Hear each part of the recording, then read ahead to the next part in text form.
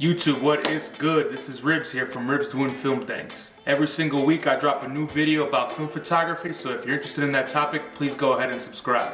Without further ado, I bring you the next installment of the Film Photography Roundtable discussion featuring my friends from the film photography community. Check it out. So hello everyone, thanks again for joining. I hope you're all doing all right in week who knows what of quarantine at this point. I've definitely lost track. I think this is the new normal now, so honestly it doesn't matter to me.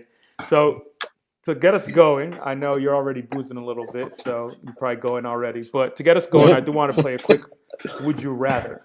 And this one's very easy, but I have a feeling this one's going to cut real deep and be like an existential crisis for most of you. So the question is, would you rather only ever shoot with black and white or color for the rest of your life? Color. Oh, yeah. Shit. Mine is color also. Damn. Well, yeah. Why do you each feel so strongly about that? You can turn color into black and white. That's it for me. If you want to, yeah. I don't know. I think for the kind of stuff I like shooting, most of all, it is best in color. Yeah. You know that kind of low light photography, tube photography, that kind of stuff. I just think looks. I mean, some of it looks amazing in black and white as well. But if you're out there shooting, neon signs and dimly lit tunnels and stuff, I just think color lends itself best to that. Yeah. Okay, I'm not surprised everybody wants color, honestly, but I am surprised that not one person feels very strong about black and white. I feel like there's a lot of people out there who are like, yeah, black and white is the shit. That's the move. For sure. I think I've seen those people on Instagram who are like, it's only all I shoot is black and white. Yeah. I got nothing against it, but I would definitely choose color, no question about it. All right, well, that was easy then. I'm glad everyone is nice and warmed up and revved up. So let's get into some of the meaty content here. So I think I'd be interested in hearing from each of you. What's kind of the most interesting or coolest or most inspiring thing you've seen in terms of quarantine projects? Basically, there's all kinds of people out there putting out work now since they have so much time, but at the same time, there's a lot of restrictions because you can't really do the normal things you've been doing before. So off the top of your head, any particular projects that really stick out? One. It was this guy. Okay, yes, he's going outside, but what he's been doing is that he's going to his friends' houses, but I think he had like a Pentax 7, and he was just shooting them from their window and doing portraits from outside to their window, and that's all he did.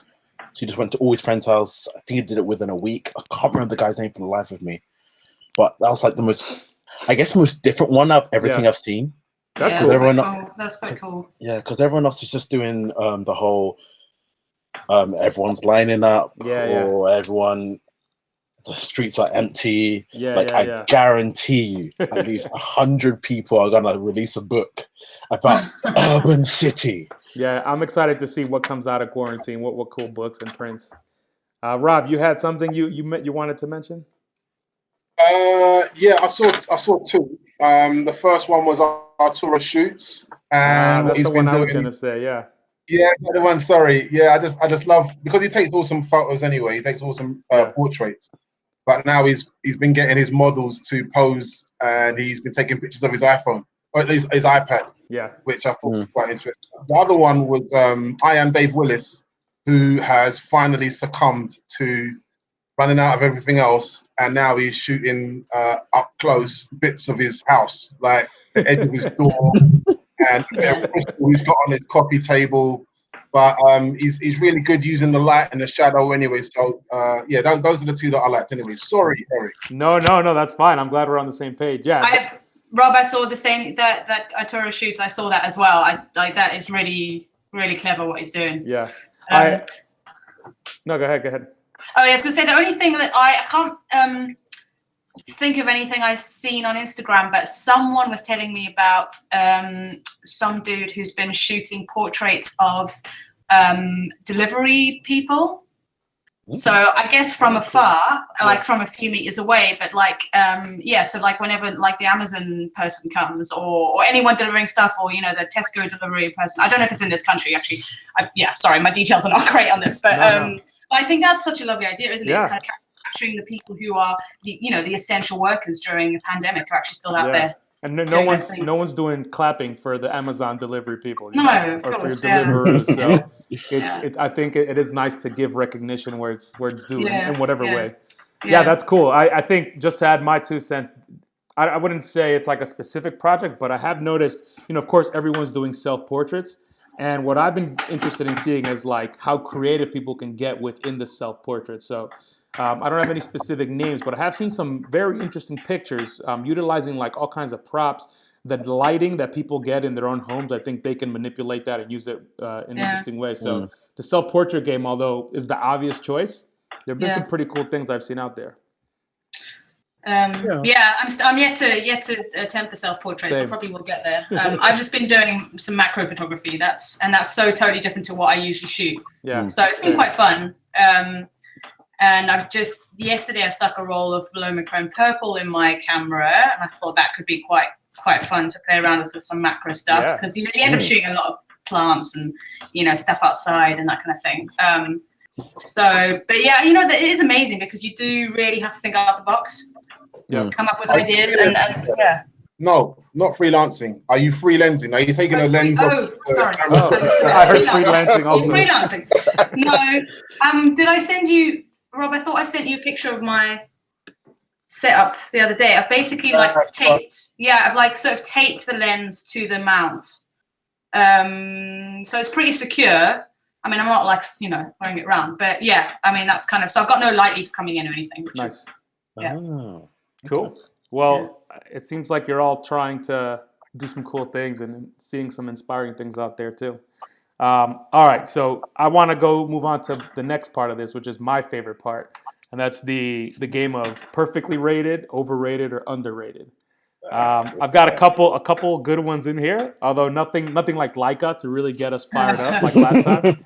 But yeah, I think I'm going to start off quite hot. So the first one I want to talk about is Cinestill Film. Is that perfectly rated, overrated, or underrated? Oh, I love it. So I'm going straight. Why do you love it? I mean, it presents a challenge with developing, which is really fun. So that's the other thing. So I've got an ECN2 kit, and I'm still trying to perfect it. I'm not, I'm getting there. But so that's the first challenge, and just I don't know, it's fun to play around with. It's cheaper than Cinestill, which is so expensive currently. And obviously, if I love Cinestill and it's really easy and practical, but I just can't really afford to pay like £15 a roll. Yeah. That adds up so fast. I just bulk bought in like a load of Cine films. I've got like 25 rolls to get through.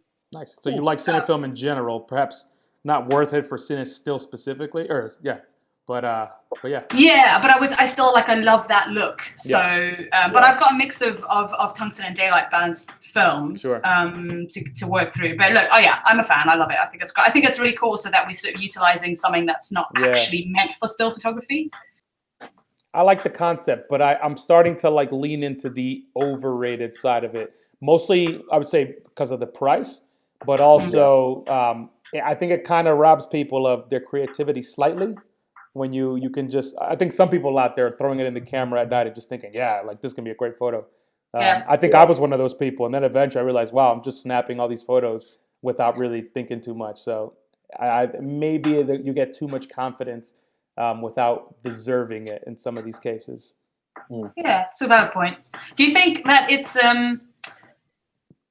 overrated, say, for the cost of what you're paying for Cinestill? Because if you're not buying Cinestill, if you're buying Kodak Vision 3 or 2 or the Fuji stuff, obviously it's a lot cheaper. Yeah, I agree. It's just more of a hassle, whether you enjoy the hassle or not. No beef at the people who produce Cinestill, but for me personally, I just can't justify spending £15 on Cinestill because it really doesn't do anything that different for me and my process. I agree. I actually haven't used bulk film like you're talking about, but I definitely want to get into that. I've seen a couple videos, and it seems like it's definitely worth trying at least. I mean, I'm not bulk. Just to clarify, I'm not bulk loading film. I'm just buying rolls in bulk, if that makes sense. Gotcha. Yeah, so it's already rolled. Yeah. Cool.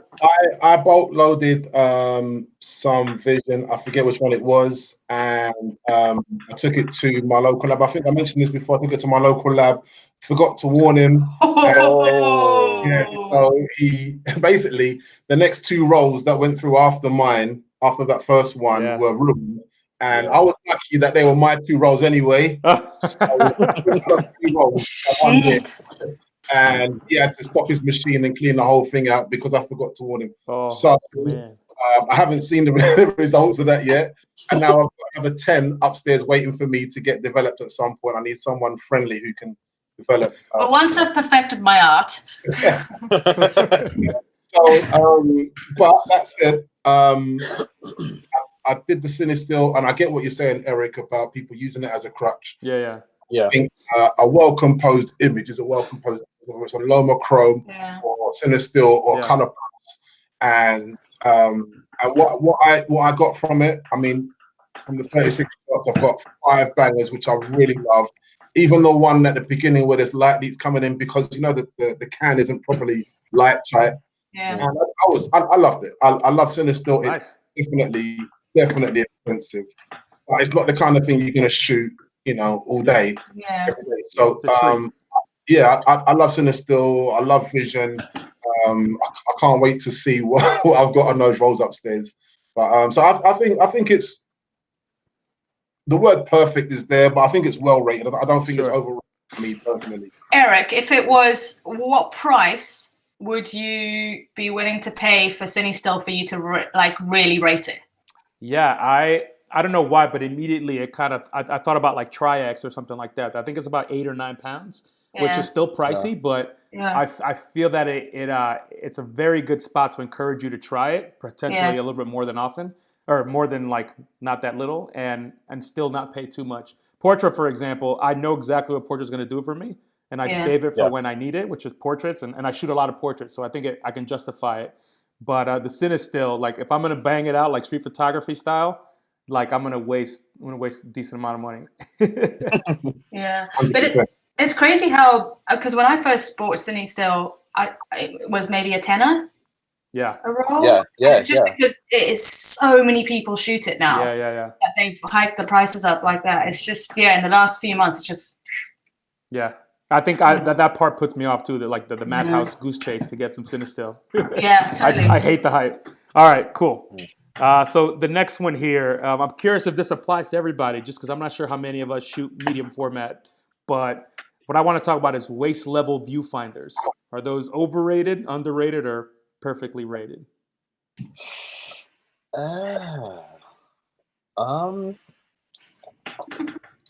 Probably underrated. You think so?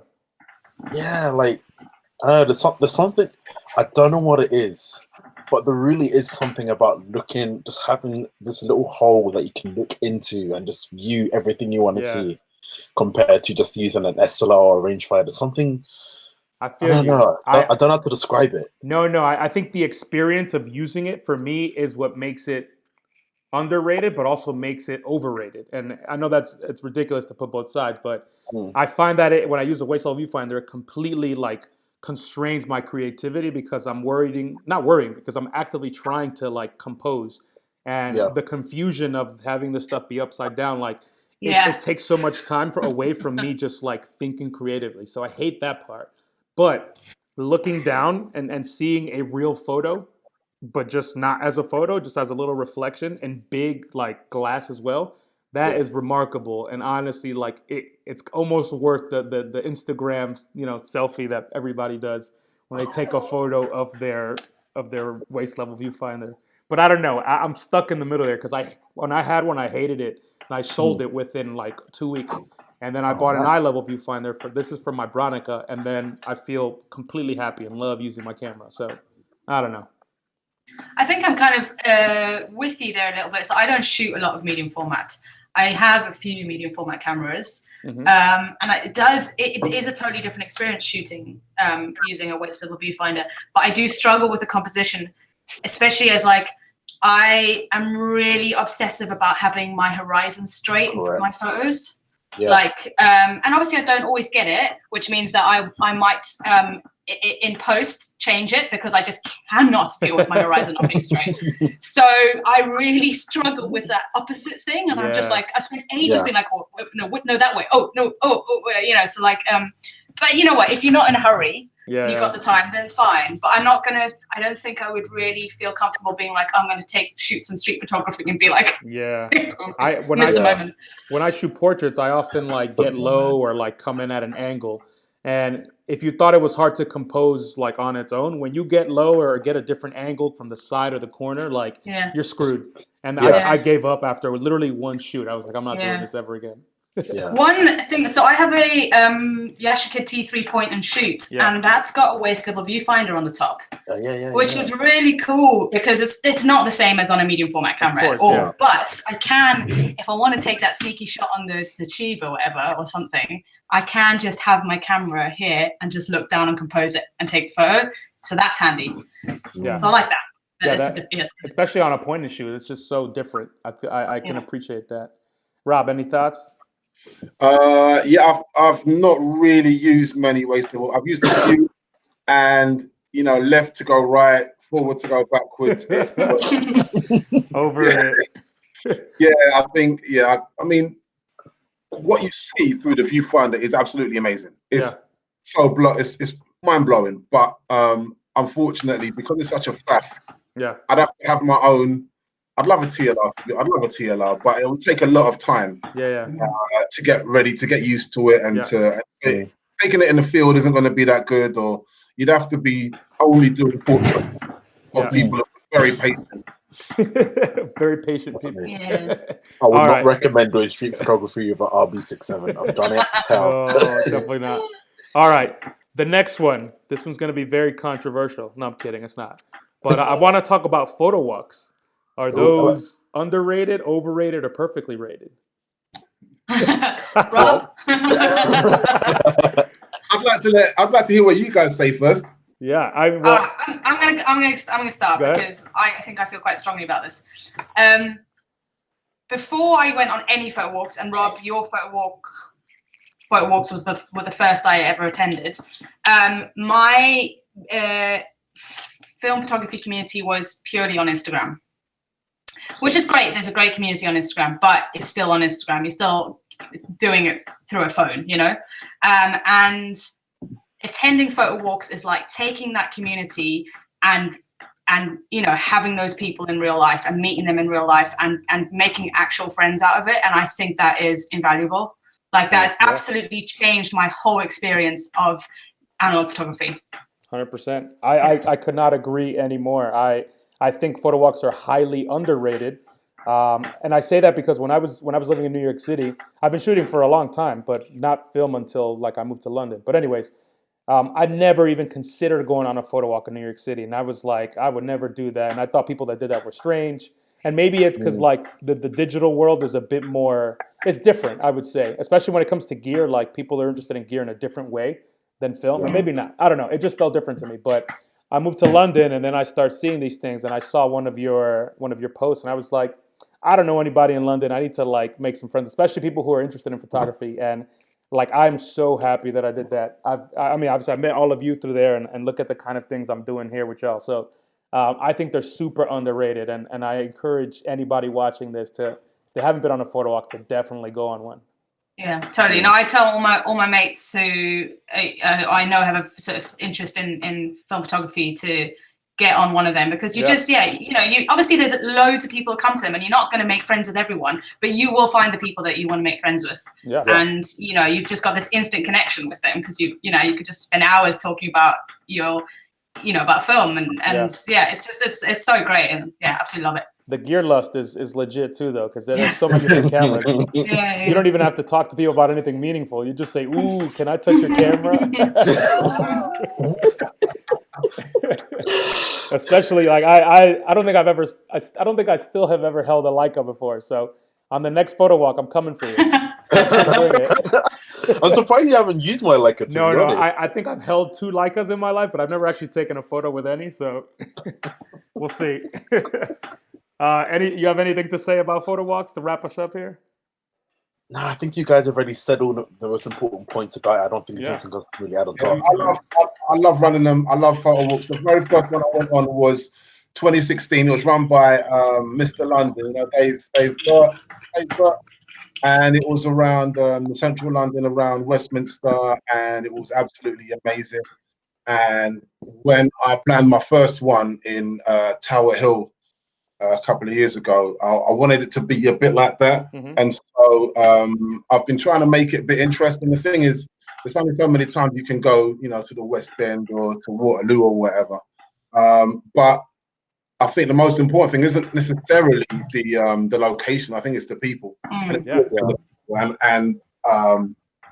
the people that come along, they seem to have a good time. They don't bring any guests with them. They just seem to be just unpretentious, and everyone wants to learn. Everyone and no one looks down on anyone else's gear. Yeah. And you know, if you can have a point and shoot, or you can have like a Leica or whatever, and everyone seems to be accepting and welcoming, and we just get on with it. So I love it. I'll be doing it until I can't walk. But yeah, I think they're underrated because they're a really good way to meet people. And each time I've done one, there's been a little splinter group, and people just go off and they say, "Look, Rob, we're off. See you later," and they'll go off and they'll do their own thing. And we might meet up later on, but we might not. But at that point, 2 or 3 people have met up. Yeah, they've had a good time, you know, and then hopefully I'll see them again. Yeah. So I love them. They're underrated. I'm glad that you say you're going to do this till you're old, because I think you're doing a service to all film shooters out there. And also, just to add, like what you were saying, Rob, even if, like, you know, the location isn't necessarily the most exciting thing, it is all about the people. And for me, like, being a very sociable person, I just love coming along wherever the location is and being able to meet new people, see the people that I already know, talk about gear, talk about photography, whatever, and just socialize and then, you know, go to the pub afterwards. And for me, that's what makes it really special. And yeah, like, hopefully I'll get some great snaps along the way, but if I don't, it doesn't really matter. Yeah. Yeah, definitely. Quick interruption here. I hope you're enjoying the video. Please let me know what kind of topics you would love to hear us talk about. Leave me a comment down below and let me know what topic you're interested in hearing more about. All right, we got one more overrated, underrated, perfectly rated question here. And I want to talk about zoom or telephoto zoom lenses. Are they perfectly rated, overrated, or underrated? I think they're underrated. I think they're underrated because they are so blooming cheap. Yeah. They are so cheap. If you want to get some FD glass or some Rocco glass, and you get yourself a zoom lens, but you're you know. Oh yeah, especially when you compare it to in digital. When I was shooting digitals, there were plenty of zoom glasses that I wanted, and none of them were affordable. Everything was $1,500 or higher. And then I switched to digital, and all these zoom lenses from the 80s and 90s, some of which even have autofocus, are like $40, and I'm just like, this is crazy. And and I think that the creative element to composition with zoom lenses, especially if you do cityscape, landscape kind of things, like I have an amazing sort of joy out of using that. If you're out like in the mountains or in a beautiful like cliffside, or doesn't matter honestly, anything involving nature or like cityscapes, bring out the zoom lens and you can completely change your view. Yeah. One of the things that got me into analog photography was when I had my first digital camera. I had a Lumix, and I loved it. But getting another lens, it was really, really expensive. And then I met this guy who showed me he had an Olympus OM 50mm 1.8 and an adapter. He said, "Look, try this," and I put it on, and I thought, wow. And I never looked back. And since then, I've gone up to Alexandra Palace. I've taken my little Lumix, 10-year-old Lumix, and I've put a 500mm Canon mirror lens. And when I put it on a tripod, I can see all the way to Canary Wharf. From Alexandra Palace, I can count the windows. It's amazing, right? I mean, I've got a crop factor of 2, so it's like a 1,000mm lens, right? And it's a telescope. Absolutely, it's crazy. It's crazy. So I think telephoto lenses and zoom lenses are absolutely underrated. Yeah, definitely. Awesome. Anybody else? I don't use them very often. I mean, I use them when I'm shooting digital, much more. So 24-70 and a 70-200 I use quite a lot. But film-wise, I've got a few zoom lenses, but I very rarely take them out with me. I kind of generally stick to my sort of 50mm. But I don't know. I don't have a lot to say because I feel like I've just not really experimented that much with them shooting film. I mean, yeah, I think once I took a zoom lens out with me and I used it and it was great. I got some great pictures. Often what I need to do is not take my prime lens with me, just stick the zoom and go out, because if I take my prime lens with me, I'm not going to end up sticking the zoom on. So it's just like, I don't know. I can't, they're probably, in my experience, maybe I don't have enough experience, they're probably a bit underrated, but I need to give them more of a go, I think. Yeah, it's funny. If you were to ask me this question when I was shooting digital, I would have said they're highly overrated. And one is because I was like mad that I couldn't buy them because they were cost too much money. Yeah. But two, it's just like, people, it's that weird thing, especially with men, big long lens on the camera. It's like, yeah, it's really good now. I wonder what that's about. Well, that's my point. I was like, listen, like you have a big lens, like good for you. It doesn't mean you take good photos. But, hey, Eric, what was that lens you brought for me on the Battersea? What was that? That is a Canon EF 100 to 300. It's an L lens. Oh, wow. From 1994 or something. It was like cream of the crop at the time, and a great mirror, like great glass. Like it is a legit lens, but it costs, I think I literally paid like $40 for it. And the thing even has autofocus. Obviously it's loud and it makes this horrible sound, but it focuses very nicely, especially if you have a really good camera. I put it on my EOS. Yeah. And on my, where is it? I put it on my the crop one, my APS, and it had what's it? Is this a 1.6 crop factor or something? Like that. Yeah, what was it called before? It was almost unusable. It looked really. It looked really. I think you took a photo of me on the streets. I want to see that at some point. As soon as I get it developed. Sounds good. Sounds good. All right. Well, I think this is a good segue onto our last segment here. So I actually want to talk about gear, and just kind of dive into that. What I'd love to know from you is, each one of you kind of talk through something, your most recent piece of gear, or like the piece of gear that you're most excited about that you've recently acquired. If you haven't bought anything, and recently doesn't have to be last week, obviously, it could be 6 months or whatever. If you haven't bought anything, honestly, that you're too excited about, well, what's something that you really are excited about that you're kind of eyeing and looking to potentially buy soon? Eric, well, you know this because we talked about it on the last photo walk. Mm-hmm.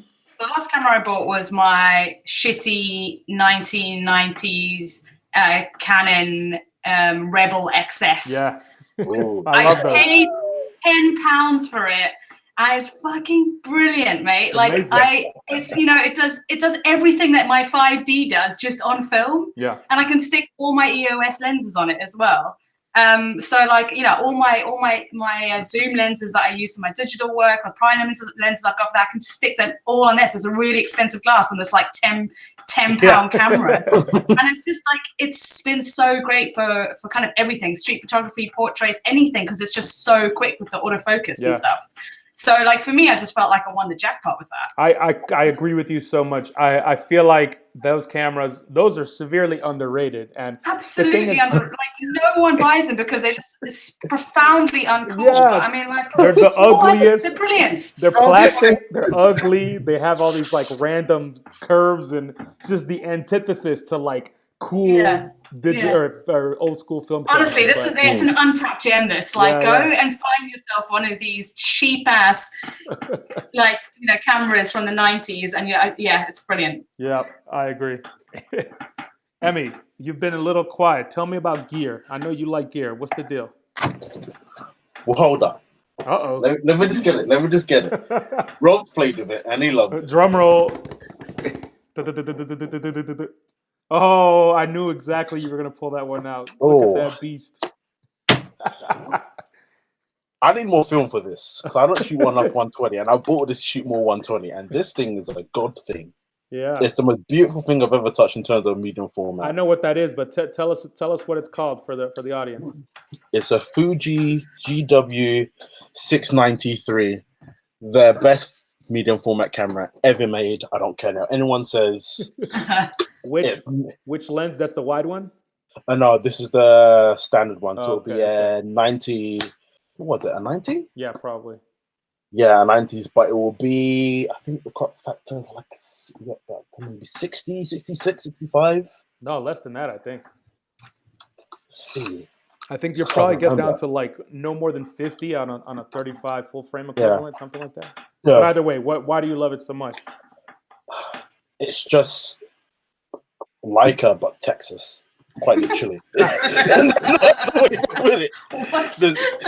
No, that for those that don't know, that's what they call it. It's called the Texas Leica. Leica, because everything in Texas is always bigger. Oh, right. That's why Gotcha. they call it Yeah, the yeah, Texas yeah, Leica. yeah. But oh man, the That's a glass great is camera. I've amazing. been eyeing one of those. That's like a what I would consider a modern and like cream of the crop version of Yeah. one of those old Icon Netter cameras that I have. I've got a Mm. 6x9 and literally basically does the same thing that one does. But I hear that camera has amazing glass on it, and obviously it's modern as well. Like it's ridiculously sharp. Yeah. I've only taken maybe 2, maybe 3 rolls of it. I really want to get some more rolls into it. You need to But- marry the Aris to Kodak because I the will. way that camera uses film, you are going to need a hookup.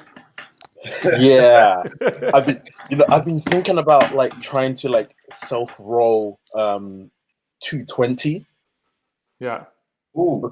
because that means I can get 16 shots. But to get 220, Yeah. it means I have to buy medium format like film, like cinema rolls. Yeah. Yeah. And I've checked that costs I think about 1,500 for I think 1,000 feet. I can't afford that. Well, Well, you might be all right. You'd have to go and quite a few people. yeah. True. You have to start a company, get your own LLC, and then you can start I'll doing put a that. fiver in. Don't worry, I'll put a fiver in. Rob, so generous. You have another 500 friends that can contribute. If all of these want to give me 100, that'll start me up. Well, I'm mighty jealous of that camera. I have been eyeing that, and I have a buddy who's bought 3 of them already, just because he likes them. I forget what the reason is. The point is he's got 3 of them. I'm gonna try to borrow one of them. What do you pay for that camera? It's out of interest. It's like $350 or something US. Okay. Is that right? Oh wow, I paid With more than that. That would be just the body, right? Yeah, you get the body and the Yeah. things together. So You it's do? it's Okay. one whole thing. That's literally the whole. Did you this get is yours what it- from Japan or is it a local person? No, I got mine. I got mine here. I got mine in London. I think the guy was in. Yeah. Actually, no. I got it from a guy that lived in Wolverhampton. I think that's why. I think that the Japanese ones are cheaper, but of course you have to pay the import Yeah, right. Tax. Yeah. Yeah, and it's not worth paying the tax because I remember when I bought my RB67, it was only like 100, Yeah. but it had like a light leak, but I had to pay 150 Damn. Nah, mate. Yeah. for taxes, and this is 2016 when Yeah. taxes were actually decent for film cameras. Yep. All right. Yeah. Rob, what's Yeah. your recent acquisition that you're most Okay, proud of or excited about? so on the Battersea Walk, the beautiful Simon Kantala, he let me borrow his Olympus 9mm fisheye lens. See that tiny little thing there? Yeah. Oh, I haven't seen that in a very long time. And what's great about it, I mean, yeah, obviously it's really wide, but walking through crowds, when you're walking through crowds, you can get everyone. Wait, what's a crowd? It's been a long time since we saw a crowd. That camera is useless for social distancing, man. Just got to shoot my family now, haven't I? Bring them all together, bundle them in the room, in the smallest room you've got, and walk through them. At the time, it was all right, but now you're right. No. Sorry to dash your dreams. Yeah, no. Let's bring you back up. Give us a summary. So you're walking through crowds, and what's that like? Well, I mean, that was when I first used it. It was on the walk, and I was just going. Remember, there was that farmers market. Yeah. By the museum, Yeah. and there was lots of food around, and I was just walking through, meandering through everyone, taking pictures really close up to people, left, right, and center, and it was really great. And I took some nice portraits as well with it. It's surprising how cool a portrait you can get with a really, really wide, slightly fisheye effect look. So yeah, I really like it. I'm trying to use it. Obviously, I'm not going to find any crowds anytime soon. What's the focal length? Pardon? What's the focal length of it? It's 9mm. Gotcha. But with a crop factor of 2, that's going to be, what's that, 18 mils. So it's still, Okay. it's still kind of All small. right. Do you need to Right. focus when you shoot that, or is it just such a lot of depth of field? So the first switch is off, and then the next one is infinity. Then Okay. it's 0.2 meters, and that's it really. So you have an element of Sure. focus, Yeah. not much. So But and when you're in a crowd, then you don't even have to aim it. You could just kind of stand there quietly and just snap a couple pics. pretty much what I did actually. Nice, Yeah, just nice. much walking around, and you don't have to raise it. You don't have to raise it up to your eye and look at someone right in the face. You just Yeah, have it generally facing in their direction, and you get so much in. yeah. It's great for architecture as well. There's a lot of distortion, and also taking pictures. I put it on a tripod, and this bus went past, and the way the bus just blooms up and then blooms down again is really cool. So yeah, that's what I'm using at the moment. I'm trying to get as much use out of it as I can before I have to give it back to. Nice. Well, I think you've inspired me actually, because I've been lightly thinking about fisheye, but everything you just described creatively sounds very, very fun to do. So I might invest some time in that. Well, my thing for recent times in terms of gear is expired film. I've been messing around with expired film a lot, and this is the thing, I haven't had great results, mostly because the expired film I bought has been super old. I shot a roll of something that was from, I think, it was in the 60s. It was a 120 roll of black and white film. And then the other roll that I had was from the late 70s, also black and white. The one from the 60s, I learned after the fact that I needed to use a hardening fixer in order to properly finalize the development. Because I guess film back in the day did not, the chemicals used didn't automatically have that in there already. So the film was also made differently. So literally, I developed the film, I opened the spool, and I see beautiful images, and I used my Zeiss Icon Netter on purpose to kind of go with the old vintage look. But then when I start pulling the film out of the spool, I kind of scratch it accidentally and literally erase the image. Oh no! I literally scratched off the wet image off of the film because the fixer didn't harden anything. So, and then I realized, okay, so what is happening here? I think I put it on Instagram, and eventually Hussein, actually, from one of the guys from one of the walks, Course. he was like, oh, bro, he's like, Hussein is my film guru. he knows everything. He's incredible. Shout out to Hussein, man. Yeah, shout out to Hussein. We think that but yeah, he told me that it's exactly because of the hardening. So I started doing research and eventually realized that, yes, modern fixer, for example, is just not designed the same way as it was back in the day, and thus the film, you don't need to harden modern films because they're already pre-hardened as well, the films themselves. But anyways, that was that. And then the second roll from the 70s, that film was just too old. It probably wasn't stored properly, and it was just a disaster. The film had all kinds of crazy shit on it. On top of that, 120 film, it has the paper in the back. The film literally had the imprint of all the numbers and the little circles. It literally the whole roll, and I was just like, wow, this is crazy. And on top of that, those are the first 2 rolls of black and white that I've ever developed in my life. So it's been a journey, but one of my favorite things about film photography is messing things up, unless it's with something that I really, really care about. So I've got a story from the other day about messing shit up. Uh-oh. And this is so I shot a roll of Washi F. Okay, I've heard of which that. is the X-ray film. Yeah. And it's much thinner than normal film. It's not the paper one, but it's still much, much thinner. Yeah. And I just, for the life of me, could not get it on the reel, tank reel. Yeah. And I was in the change bag, and I was sweating. I was hot and bothered. I was also hungry, so that didn't help. And I was just I'd been in there for 15 minutes trying to wind this thing on, and I had the whole, basically at some point I had the whole film out of the canister, and then I was trying to get it back in, and then I was just I don't know what to do. So I stuffed it all in the tank. And I came upstairs to where I am now. So it's a loft conversion, and we've got storage space just over there. Yeah. And it's pretty dark, and I can black out the windows. So I blacked out the windows. I went in there and I was like, all right, this is totally light tight. I was like, I just need to be out the bag. Yeah. And so I took the whole thing out and I tried to do it, and I still fucking couldn't do it. So, but then I managed to get the whole thing back into the canister. I was like, I'll start again. Went downstairs, recomposed myself, went back into the change bag, and finally managed to get it in. Dev'd it, took it out, and the first whole half of the roll had been exposed, basically. no. Like, so the light, so it wasn't light safe. Yeah. But I still managed to get like 16 images out of it Yeah. on the second half that I hadn't quite got all the way out the canister. And so yeah, those were great. They look really, really cool. But I was just like, oh, you know, it's just it's so, sometimes it's just so frustrating. But at least you learn. Like I know now, like, you know, I know I need to just like chill out, make sure I've eaten, and like kind of like, you know how I kind of need to get it on, and it'll be all right. So next time will be fine. But I was just like, I lost it. Yeah, people who dev their own film, we are a special breed of people, because when you're at home messing around in the dark, like I don't use a changing bag, I just seal my bathroom because there are no windows, and I'll be in there like standing up and just fighting with the damn spool in the film, and I shit you not, I've unwound film maybe 6 or 7 times once because I just couldn't properly, and it's just it's frustrating to a degree that you never can imagine. But if it comes out decently after all that work, you're just like, fuck yeah. And when you ruin it, it's like, well, you know, what you gonna do?